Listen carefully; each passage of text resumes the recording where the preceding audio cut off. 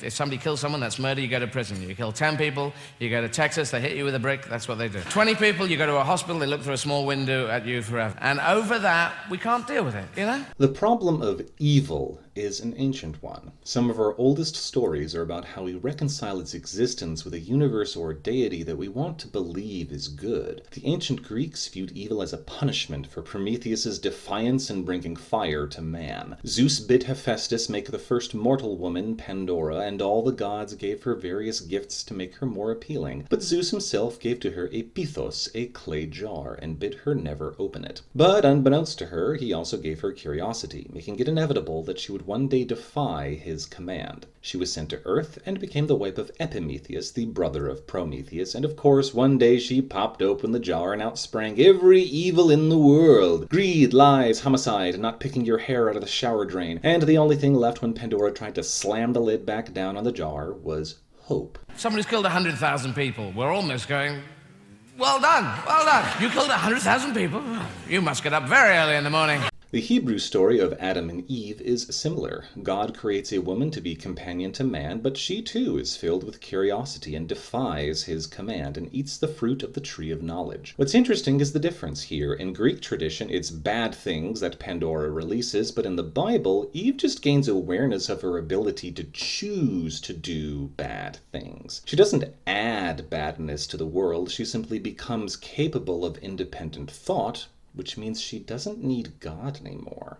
Your diary must look odd. Get up in the morning, death, death, death, death, death, death, death, lunch. But how do we define evil with a capital E? In Abrahamic tradition, there are the 10 Commandments, and breaking those is supposed to be very bad. There are also all sorts of sumptuary things in Leviticus and Deuteronomy, but though eating shrimp or wearing polyester might be considered sinful, is it evil? Bible thumpers and other religious leaders claim that any kind of perversion of what they believe God wants them to do is evil, whether that's gay men showing affection for each other, trans kids getting healthcare, or the teaching of evolution. But different religions have differing opinions on which particular activities their particular god or gods have a pet peeve about. Surely there must be some commonality, something we can all agree on. Even without religion to guide us, and as ever we will save our discussion of our relationship with the divine for the inevitable video on the Hunchback of Notre Dame, we at some basic level know from whence evil stems.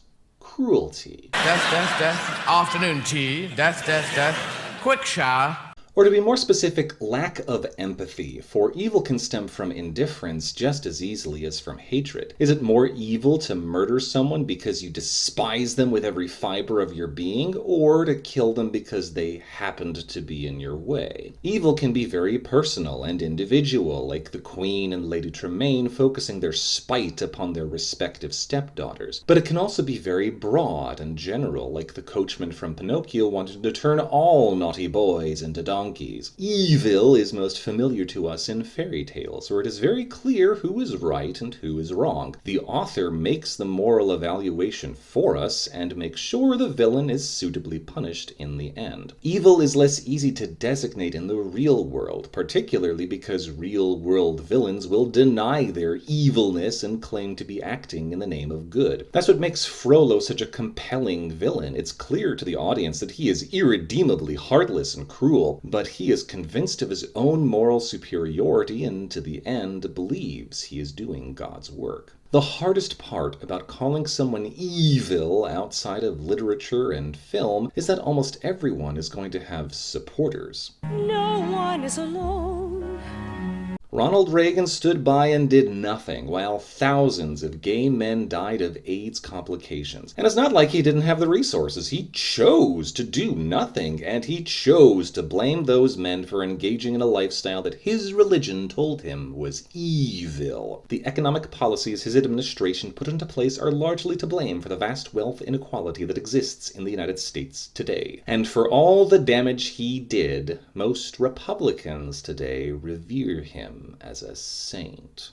So I suppose we're glad that Pol Pot's under house arrest. 1.7 million people, at least we know where he is, under house arrest. Just don't go in that fucking house, Columbus slaughtered and enslaved thousands of indigenous Americans, and there are still people today who insist we continue to honor his discovery of this continent. Jefferson Davis and Robert E. Lee led a nation explicitly founded on preserving slavery, and it was only a couple years ago that their statues in Richmond, Virginia were finally taken down. Henry Kissinger committed numerous war crimes and pushed for coups in Latin America that put dictators in power, and when he finally died in 2023, there were plenty who mourned the passing of a great diplomat. Even the most obviously evil person in recent history, Mr. Mustache and his fascist horde, had and has his defenders. There were plenty of Americans before Pearl Harbor was bombed who not only didn't mind his conquests or his treatment of Jews, but thought he could go further and that the US could learn a thing or two from him. And today there are still neo-Nazis and white supremacists who are becoming ever more emboldened to say he did nothing wrong. And identifying evil is only the first step. Once you know what the evil is, what do you do about it? Philosophers have endlessly debated over why evil exists, but on this subject they are much less voluminous. So what do we do? In my Ichabod and Mr. Toad video, I argued that punishment in general does not work, that simply putting offenders in prison encourages recidivism, and that support and re-education are more effective measures for crime reduction. But what do you do when someone is unrepentant who, despite receiving support and a chance to reform, chooses to continue doing evil? Even worse, what if that person is protected by the very system that was supposed to deal with them? Protected by judges and politicians who benefit from their continued evil doing? Well, Walt Disney's last great masterwork, Sleeping Beauty, offers us an answer.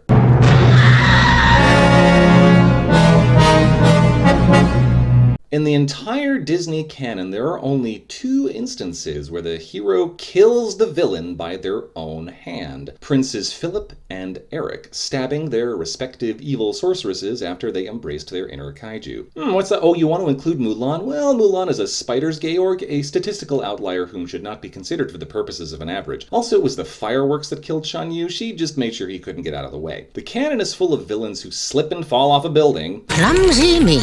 Or get dragged into hell, or get exploded, or in a rather infamously gruesome instance, accidentally hang themselves. Ooh. But we are left with but two times when the hero decided enough was enough, this bitch has to die, and dealt the killing blow. And both instances are framed as heroic and necessary. But we have to be very careful before taking such measures. We need to be absolutely sure that our evaluation of evil is correct. Before his little tumble into molten lead, Frollo was ready to swing his own sword at his perceived evils, a disabled person in an ethnic minority. Before we decide that someone is too dangerous to be left alive, we need to be certain both that this person truly is truly evil, and also that no other option is available to us. I'm not saying we shouldn't try to kill Hitler. I'm saying we need to be confident that it is a Hitler situation that we're dealing with. Their crimes must be meticulously documented. They must be given a chance to repent. There must be no other option available to get them to stop, for instance by being in a position of power that protects them from reprisal within legal means. And we need to be able to agree that their actions are causing harm and not just making bigots uncomfortable. So let's take a look at one of the crimes of one person some find evil, Walt Disney. At the start of the 50s, the Disney studio had only two certified box office successes, Snow White and Cinderella. The package films had allowed the company to limp through World War II, and while the following films of the restoration were relatively successful, the profits from them were largely reinvested into the studio's burgeoning live-action department, and the upcoming Disneyland, which by that point Walt found more interesting than the cartoons that inspired it. With Cinderella's success, Walt decided to tackle another fairy tale, bringing us the first entry in the canon with no work done on it before World War II, Sleeping Beauty. While all the other films of the restoration were constantly being reworked throughout the 30s and 40s, Sleeping Beauty's script was pretty much finalized by 1953 after only a couple years of story development. Like Cinderella, it is based quite faithfully upon upon a Fairy Tale by Charles Perrault, though Disney decided to skip the second half where the prince's mom, who's an ogre for some reason, tries to eat the princess and her children. Man, some of these old fairy tales are just batshit. If you stop before the whole cannibalism plotline, the story is quite simple. Royal couple have a baby, they invite fairies over to bless her, but forget to invite one fairy who gets all pissy and says the baby will die, so one of the other fairies uses her blessing to countermand the curse, and the king tries to avoid the curse entirely by burning all the spinning goals. Okay, maybe it's not as simple as the others. Let me try again.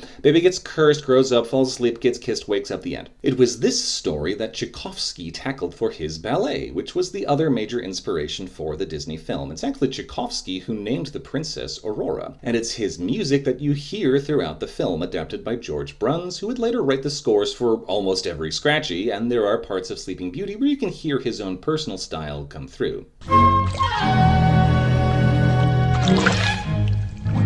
No carrots. Originally, the film was going to have another Tin Pan Alley Broadway-style song score similar to Cinderella, and Jack Lawrence and Sammy Fain were hired to write up some numbers, but the only one that survived was Once Upon a Dream. I know you, I walked with you once upon a dream. Whose melody is directly based on the Villagers' Waltz from Tchaikovsky's ballet.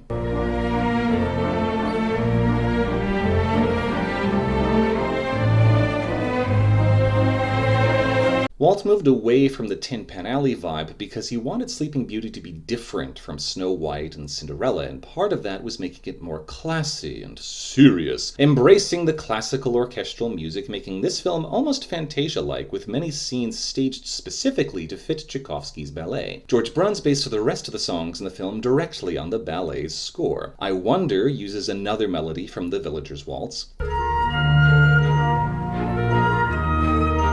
The Gifts song and the Sleep song both use the melody from the coda of Aurora's entrance,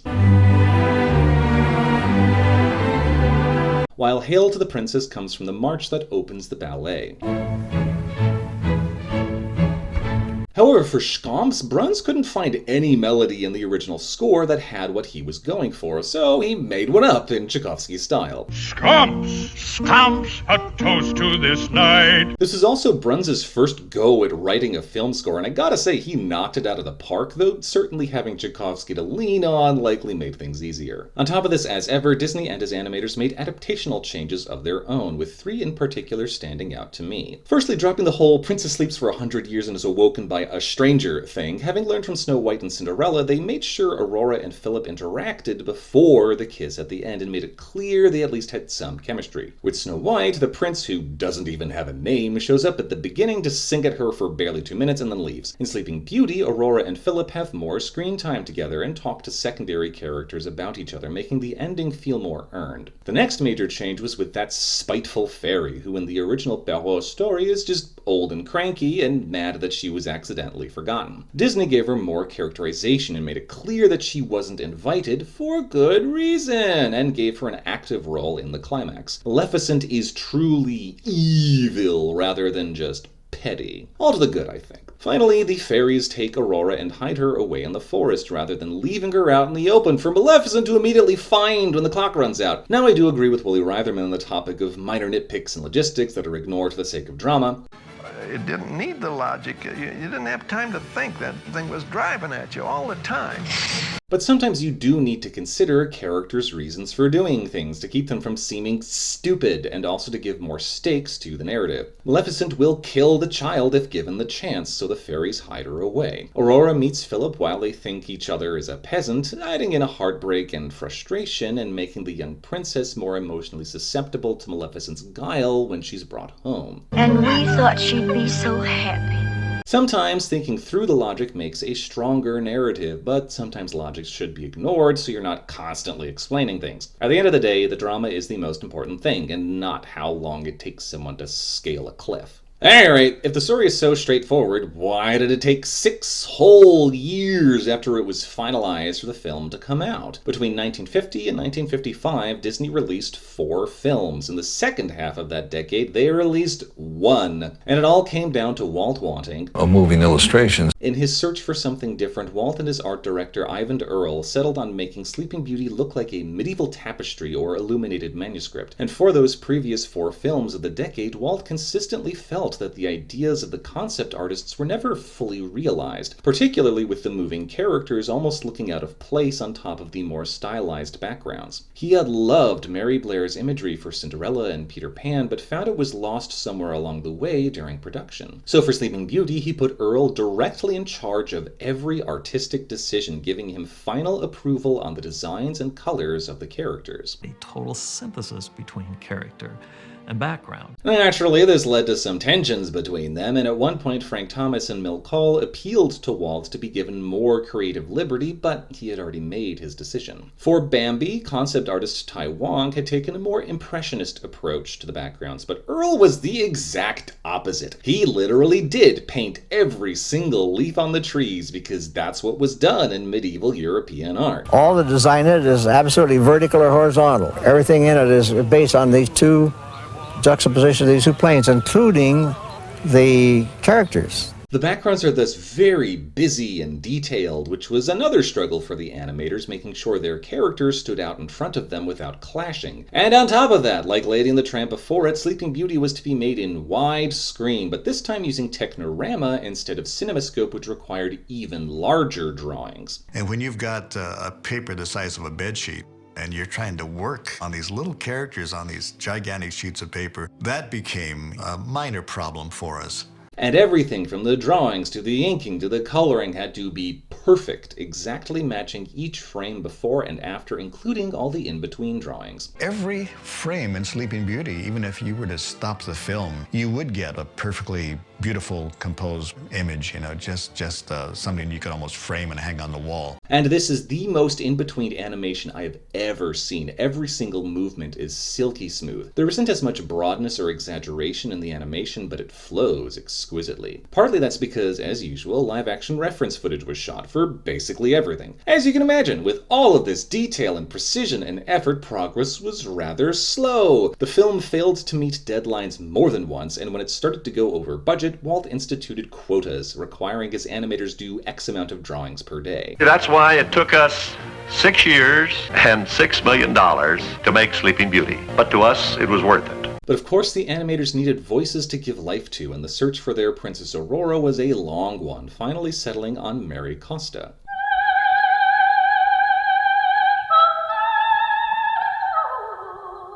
Her voice is just angelic. Maybe it was some mysterious being, a wood sprite. And it should be no surprise that after Sleeping Beauty, she went on to become an opera singer. As a little queer kid, I loved imitating her vocalizing in the woods, and it turns out I wasn't alone.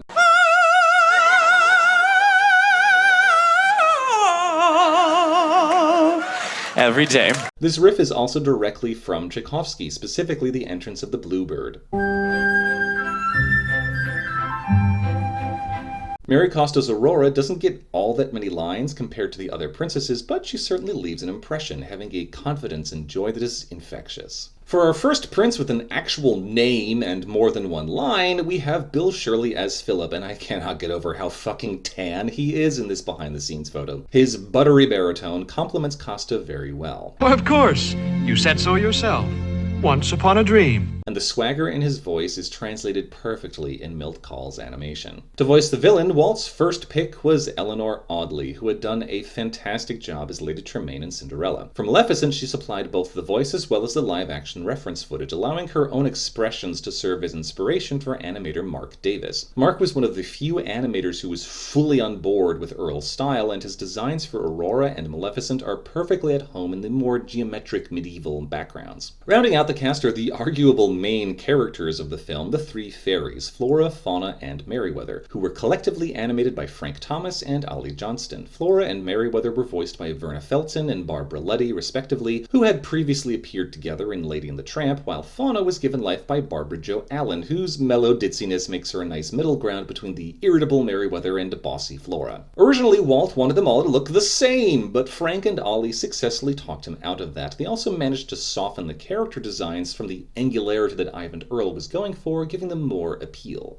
The film begins with the most blinged out storybook in the history of ever. Gee, I wonder why this film cost $6 million in 1950s money. And a celebration for the birth of a baby princess, which is probably the least historical thing in this whole movie. Medieval European kings wanted sons, not daughters, because sons could be kings after them, while daughters were only useful as bargaining chips, marrying them off to form alliances. That's why Henry VIII kept getting new wives. They kept giving him the wrong gender of child. It's even funnier when you remember that Perrault was French. And unlike England, which had a couple queens here and there, France only ever had boys as rulers. It was in fact illegal for the crown to pass to a girl. However, this is a fantasy, and in this alternate universe, King Stefan and Queen doesn't have a name are very happy about their bouncing baby girl and invite the entire kingdom to see her. Literally. Even the rabble. Well, except one person. Can you imagine someone hosting a baby shower and inviting everyone in town except you? Every barista at the Starbucks, all the tellers at the bank, the mayor and common council, the guys who drive the garbage trucks, just not you. You specifically are discluded. You'd feel pretty spiteful too, and I don't think you'd be blamed for crashing the party. However, pronouncing a doom prophecy on a literal infant would be going a bit far even then. Thankfully, while Flora and Fauna wasted their blessings on making the baby sexy and giving her the voice of an angel, Merryweather is able to lessen the curse so that while still, She shall prick her finger on the spindle of a spinning wheel. she simply falls asleep instead of dying. Stefan, rather understandably, doesn't view this as being that much better and orders every spinning wheel in the kingdom destroyed. I hope you'll like the clothes you're currently wearing. You will not be getting any more for the next 16 years. And here you kind of rub up against the whole class thing I brought up in the Lady and the Tramp video. When the rich are inconvenienced, it's the poor who suffer. However, this story is very much not supposed to be based in realism. It didn't need the logic. It is a fairy tale. We do not get a scene where the peasants bitch about not being able to spin thread anymore, and we do not need one because that is not what the story is about. I will have a lot to say about the pros and cons of monarchy when I get to The Lion King. Hint, there are a lot more cons, but here in a fairy tale, monarchy and class hierarchy are set dressing. Fairy tales are about princes and princesses because the nobility leads more interesting lives than stinky farmers who bathe maybe once a month. But we still enjoy them because they give us escapism. It's not for no reason that little girls love to pretend to be princesses. Princesses get to do shit. They live in luxury. Yes, the privilege afforded to royalty is possible only through the servitude of most of the population, but wanting to live in luxury is not in and of itself a bad thing to want. And Walt and his team recognized that, and it's very clear that Snow White, Cinderella, and Sleeping Beauty are escapist fantasies. And we're not supposed to think too hard about the economic and social realities that the events of those stories would precipitate in a more grounded narrative like Lady and the Tramp. If you can't embrace that suspension of disbelief, then you are shutting yourself off from quite a lot of very good art. Sleeping Beauty is about good versus evil and true love conquering all, not class consciousness. Following the bonfire, the fairies convene a little tete-a-tete to discuss what to do about the curse. Flora's first idea is to turn Aurora into a flower. A flower can't prick its finger. Before Merryweather reminds them all that Maleficent is a dick who would bring winter early. She always ruins your nicest flowers. And here we start to get an idea as to why Maleficent wasn't invited to the party. You weren't wanted. Initially, her pettiness could be seen as understandable, if a little over the top. Perhaps if we reason with her. Reason with Maleficent? But as the film goes on, we hear more about her and see more of what she does, and we realize she really is just not a nice person. You know, sometimes I don't think she's really very happy.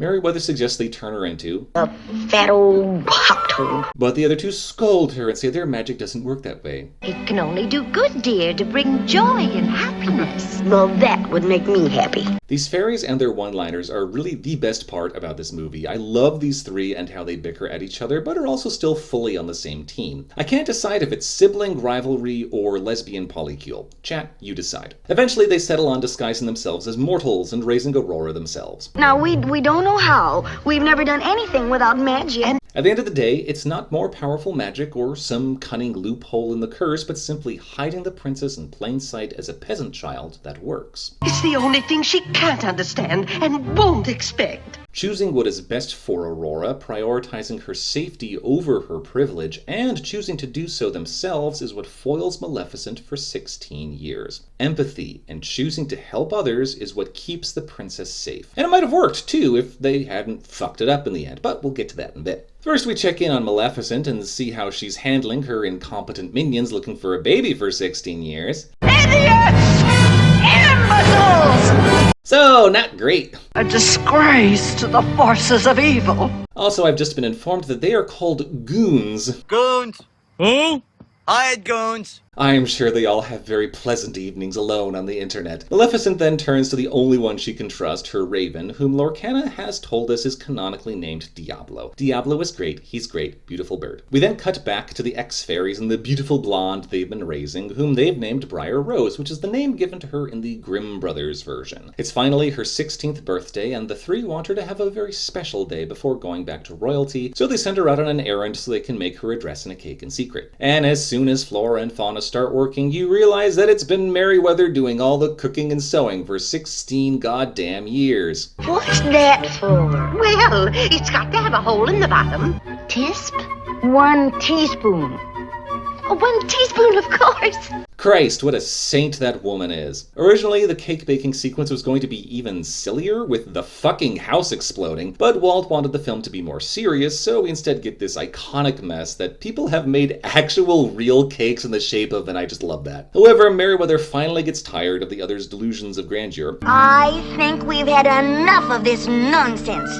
And insists they get back out their wands to give their foundling a proper birthday. And while that does mean the dress and cake come out immaculately, it also means their use of magic alerts Diablo. However, this entire sequence is iconic. How is Make it blue. Not a Lorcana card yet. Merryweather.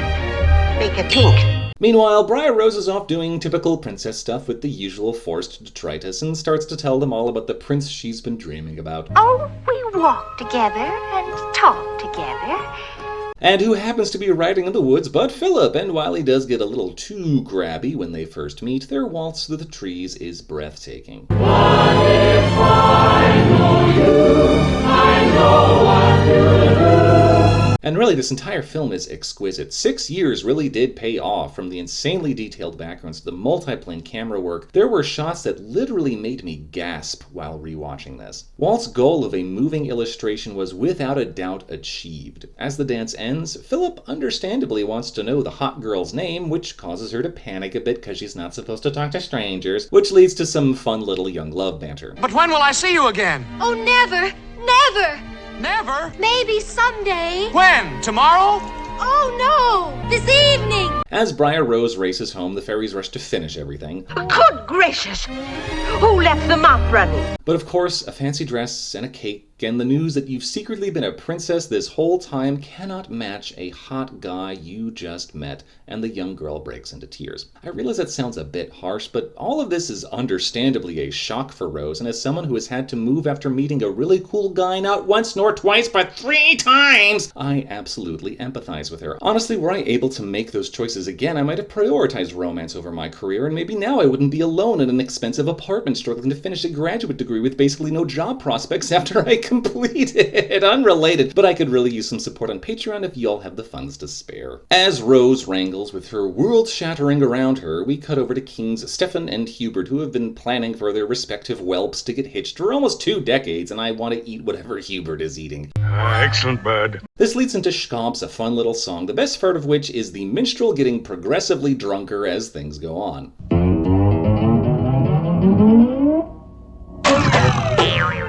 We also see a twin-headed eagle in the background, which means this film takes place in the Holy Roman Empire, which is neat. The 2 kings get into a silly argument over nothing, which can be summarized as, "Fuck you, I'm paying, and I'll see you tomorrow." Hubert then runs into his son Philip, who tells him, "Fuck that betrothal thing, I'm marrying this hot chick in the woods." Now, Father, you're living in the past. This is the 14th century. So with the sun setting on Aurora's 16th birthday, the only one who's happy is Philip, who has no idea what's actually going on. The fairies return the princess to the castle, but unwisely decide to leave her alone to collect herself, cause guess who? That music was originally used for the dance of Puss in Boots in the ballet. Because for some reason, Tchaikovsky decided to have a bunch of fairy tale characters show up to the wedding at the end. It's kind of wild. For the film, this temptation scene is rather effective, very creepy, but it does rob Aurora of some agency. Originally, she was actually supposed to speak with Maleficent and be convinced to prick her finger, but Walt thought it would be more scary if she were hypnotized, unable to prevent what was happening. Thus, like Eve reaching for the apple or Pandora for her box, Aurora touches the forbidden spindle. The fairies rush to save the princess, but of course, they are too late. Thinking you could defeat me, the mistress of all evil. With Aurora in a coma, the three decide to put the entire kingdom to sleep to awaken when she does. Now, you could say this is the fairies not wanting to face their mistakes. You could also view it as yet another class disparity. Would they have done all this for a peasant child? Or did they only do it because they had raised Briar Rose and saw her as a daughter? Is this another instance of the poor having to drop everything when the rich are inconvenienced? Or are the fairies sparing the people of the kingdom the trauma of knowing that evil has triumphed? But it's not just the peasants and the servants and the guards, it's the king and queen as well who are put to sleep. An entire nation put into stasis, not really inconvenienced, simply delayed until a curse is lifted. Almost a Brigadoon sort of situation. But it also does make clear that the three fairies are the main characters and everyone else is just kind of pawns in their battle with Maleficent. As they're finishing off their melatonin spell, Hubert wheezes out a last hint to Philip's new crush. Once upon a dream. And Flora finally realizes what has happened, and also that Maleficent must know as well, so they rush back to the cottage, but are once again too late. For the mistress of all evil has already kidnapped Philip and taken him back to her lair, where she taunts him, saying she'll release him in 100 years so that he'll be old and frail when he's finally allowed to rescue Aurora. Prove that true love conquers all.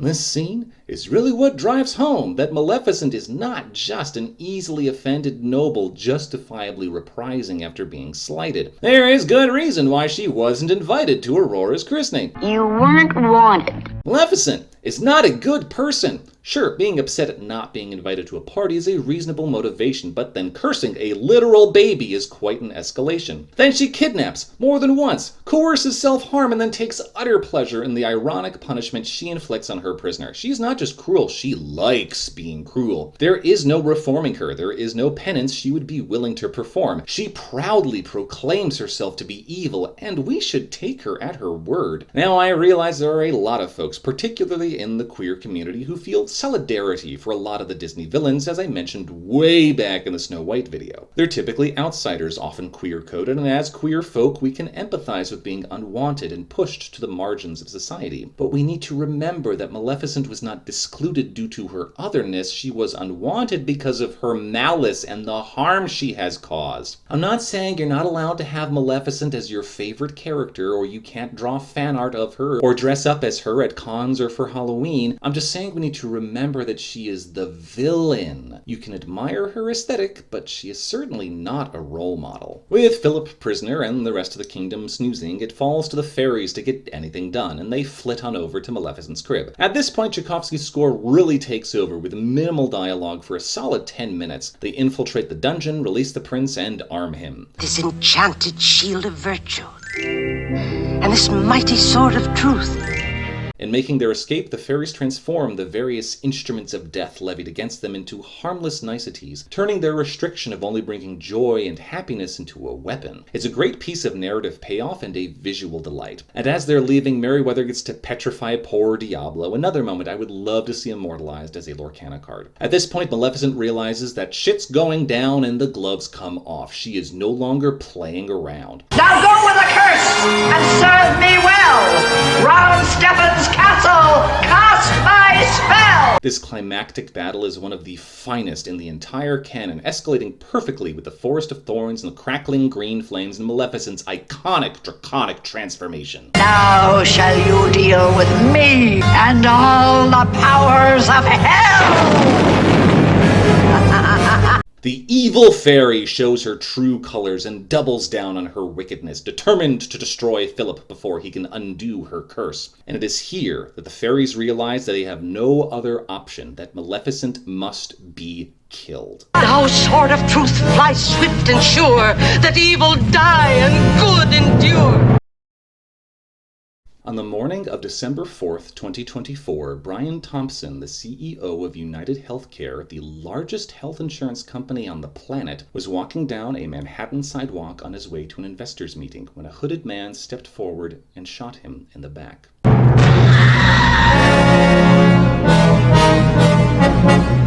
Investigation of the scene afterward revealed bullet casings which were inscribed with the words deny, defend, depose. These evoke the words delay, deny, defend, popularized by the book of that title by J.M. Feynman, which describe tactics of the United States health insurance industry to avoid paying out claims. Later, police found a backpack abandoned in Central Park filled with Monopoly money. The media were filled with headlines and opinion pieces decrying the murder, mentioning how Brian Thompson was a man with a wife and children. But quite soon, those of the upper class noticed with surprise that the overwhelming reaction of the rest of the populace was not one of grief or sadness, but satisfaction or even delight. Fan art was rapidly created and circulated, and graffiti of deny, defend, depose quickly appeared all over the world. There was some initial confusion among the wealthy and the media as to why this killer would be lionized by the public, but soon enough, stories came flooding out of insurance claim denials and mountains of medical debt. Because United Healthcare is the insurance company with the single highest rate of denying claims at around a third at the time of their CEO's assassination. The motivation of this killing was eminently clear to anyone with even a passing familiarity with how healthcare is paid for in the United States. Brian Thompson and executives like him make millions of dollars off denying life-saving medicine to millions of people. You killed 100,000 people? They literally profit from the death of others. On December 9th, a verdict was reached on the case of Daniel Penny's alleged manslaughter of Jordan Neely, a street performer who at the time was unhoused. Back in 2023, Neely had had a mental breakdown in a subway car, frightening other passengers, and Penny decided to subdue him, getting him into a chokehold which lasted for 6 minutes! During which time Neely defecated himself and other passengers told Penny to release him. By the time Penny did so, Neely was dead. Several New York Democrats called the act a lynching, but many Republican politicians, including our newest president, Donald Trump, considered Daniel Penny a hero. The verdict reached on December 9th was a dismissal of all charges. Penny went free. On that same day in Altoona, Pennsylvania, a man named Luigi Mangione was arrested under suspicion of the murder of Brian Thompson. When a poor man is murdered because he was inconvenient, his murderer is called a hero. When a rich man is murdered because he made his wealth by killing others by proxy, his alleged murderer is charged with terrorism. Terrorism for killing a single person with a clear motivation. Why terrorism? Because it's a federal charge, which means the death penalty is a possibility. When Mangione was led to jail in Pennsylvania, he said this to the waiting cameras. And it's completely out of touch, and it's an insult to the intelligence of the American people. It's a lived experience. On December 10th, a woman named Brianna Boston was on a phone call with Blue Cross Blue Shield, another health insurance company, when she reportedly said, "Delay, deny, depose, you people are next." For this, she too was arrested and charged with terrorism. She has no history of violence, made no actual threat of violence, and does not own a weapon. On December 13th, filmmaker Michael Moore, noted for his documentaries about the crimes of George W. Bush's administration, the abundance of school shootings in the United States, and the horrific state of our country's healthcare system, posted an essay to Substack entitled A Manifesto Against For-Profit Health Insurance Companies. He mentioned how since Brian Thompson's killing, he had had many journalists asking him as a celebrity with a public opinion on healthcare if he would condemn murder. His response?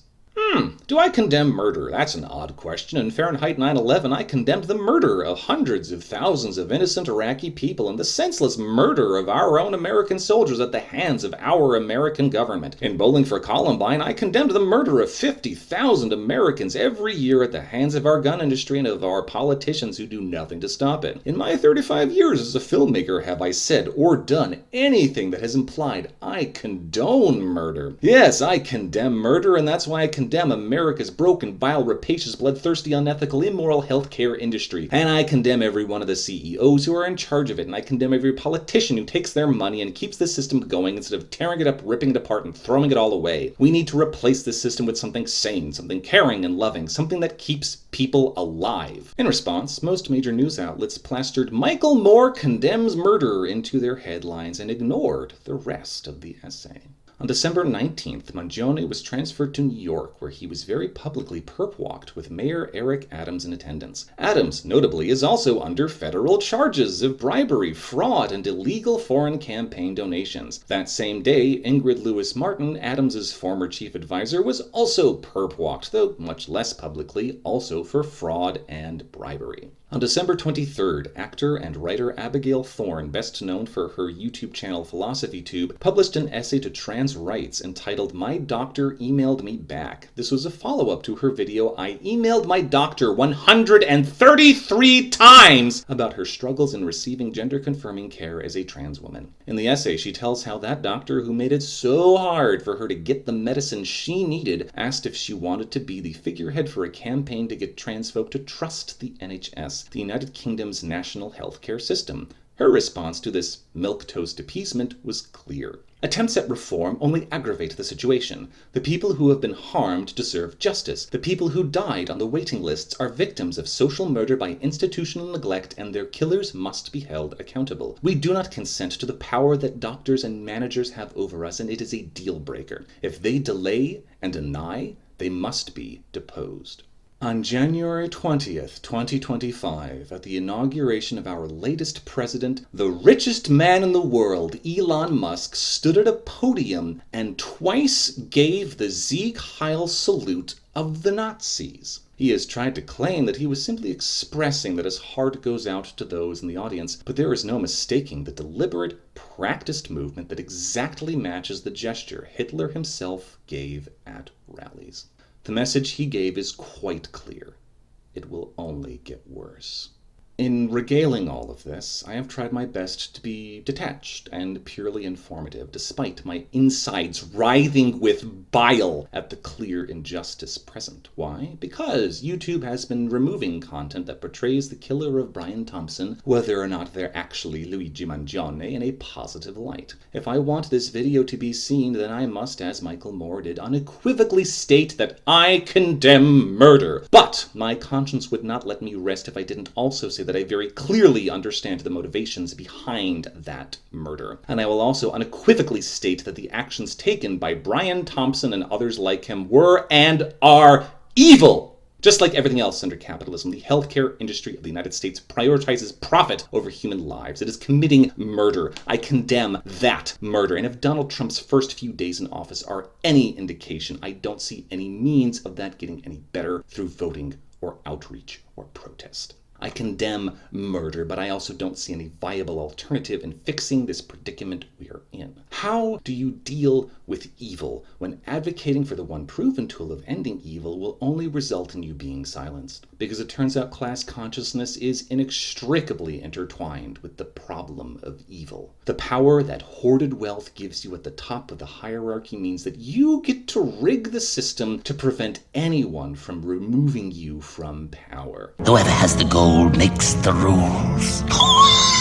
It becomes a game, a carrot dangled in front of our eyes. If you dance how we tell you and perform the facade and respect decorum, then maybe one day you can change things for the better. Yet still every single time Lucy pulls back that football and the working class are left lying on their backs, staring up at a towering pyramid growing ever higher. At the end of the last entry in the Hunger Games, Mockingjay, Katniss realizes that Alma Coin, who led the revolution against President Snow, is going to be no different than him, continuing the horrific gladiatorial display of child murder that he created. She knows talking will not change that, nor will voting or protest. So she turns and fires an arrow into her heart. I don't know if this video is going to make any difference, even if it does pass through YouTube's filters. I don't know if anyone is going to be convinced to fight for change. I certainly hope that no one is inspired to kill because of me, but I do hope at the very least we can stand up together against evil. We will not go quietly into the night. We will not vanish without a fight. Hopefully not through the barrel of a gun, but maybe with some helpful prodding via pitchfork, because our endless panoply of crises aren't going to be solved by lone gunmen, but collective action. One vigilante taking down one CEO of one corrupt institution has been a very effective symbol, but it's not a movement. There isn't just the one evil dragon to kill in order to save the kingdom. It's multiple institutions that must be dismantled brick by brick. I don't know what real change will look like, but I do hope that if the time comes for us to truly fight for our lives, that I will be standing on the right side of that conflict, and that you, dear viewer, will be standing with me. With the conflict of Sleeping Beauty over, Philip is free to ascend the tower and kiss his true love awake. This scene has all the same problems that Snow White had, and I'm not going to repeat myself. At least here, this moment was built up to better, and Aurora and Philip have more time together before this happens. And this is as good a place as any to talk about the weird relationship this film has with feminism. On the one hand, like the other princess films, it is often derided as showcasing the vapidity of femininity under patriarchy. I mean, come on, Flora, your gift was the gift of sexy. You couldn't have given her, like, good stamina while jogging or an ability to tell good jokes. At least Fauna gave her a hobby. And then Queen doesn't have a name, gets a single line. You're not offended, Your Excellency? Which was probably Verna Felton, but apparently Disney didn't keep a record of that, so we'll never know for certain. Yes, I know some ancillary materials call her Leah, but she isn't named in the film, and that's what counts, so get out of the comments. But on the other hand, this is a female-led story. Philip is almost a glorified action figure. It's the fairies who do most of the legwork in defeating Maleficent, and they're the ones who raise Aurora in hiding, and they get the most screen time in the film. And it's pretty wild for a beloved film intended mostly for children to have 3 elderly women who are not conventionally attractive as the protagonists. A step forward, a step back, I suppose. Sleeping Beauty is my mother's favorite Disney film. She's the one who instilled in me a deep love of art, and especially animation. She loves to draw, she owns a copy of The Illusion of Life, and she would point out various aspects of the animation and Disney films she showed me as a child. It's honestly thanks to her that I started making this series. Sleeping Beauty was the first film she owned on VHS, and every time a new format has come out, that film is always the first one she wants to buy again. She is one of many who is moved by the unparalleled artistry of Sleeping Beauty, but unfortunately, not enough of them saw it when it first came out. The film didn't even break the top 10 box office draws of 1959. What an awkward situation. And that kind of broke Walt Disney. He immersed himself more and more into live action and Disneyland, leaving animation to his 9 old men. I said that Bambi's pinnacle of animation was never reached again, but Sleeping Beauty comes damn close. There's no denying the technical proficiency on display here, and on that measure, it exceeds every other entry in the canon. But where it falters is the story, or rather, how the story was realized. The final product feels almost detached, like you're looking at a painting in a museum. It's certainly a beautiful painting, but it doesn't move you the same way that Alice in Wonderland or Cinderella does. Walt and Ivan Earl were so obsessed with making sure the film looked perfect that they neglected the actual storytelling. I think that's why it feels like I've spent more time than usual simply retelling the plot rather than doing analysis, as there's not as much here to analyze other than the pretty pictures. Lady and the Tramp had a lot to subtly say about class dynamics, and Alice in Wonderland is full to the brim with interesting imagery and charismatic characters, but Sleeping Beauty is largely exactly what Walt wanted, a moving illustration. Still, it remains one of the greatest achievements in animation, and understandably inspired generations of animators who would want to create their own masterpiece of this caliber. Its imagery is iconic, and just like Alice in Wonderland, it would end up recouping its cost and becoming profitable upon re-release and eventually home video. I just love happy endings. Today it is one of the premier entries in the canon, with Maleficent indisputably being the most iconic Disney villain. So how did the characters of Sleeping Beauty deal with evil? King Stefan did what was most inconvenient for his subjects without actually dealing with the problem, like all neoliberals in positions of power. Those who give up some of their liberty in order to obtain a little temporary safety deserve neither liberty nor safety. The fairies initially avoided dealing with evil by going off-grid and hiding from the issue, leaving it for other people to actually fend off Maleficent. Meanwhile, Philip, with a bit of help, fought evil. Because that's how you deal with evil. You fight it tooth and nail. But remember that intent matters. Not fighting what we hate. Saving what we love. The January 6th rioters fought to keep Trump in office because they hate queer people and ethnic minorities and women's rights. We need to fight back to protect those same people, to fight for a saner and more caring world. And until we achieve it, we must deny, defend, and depose.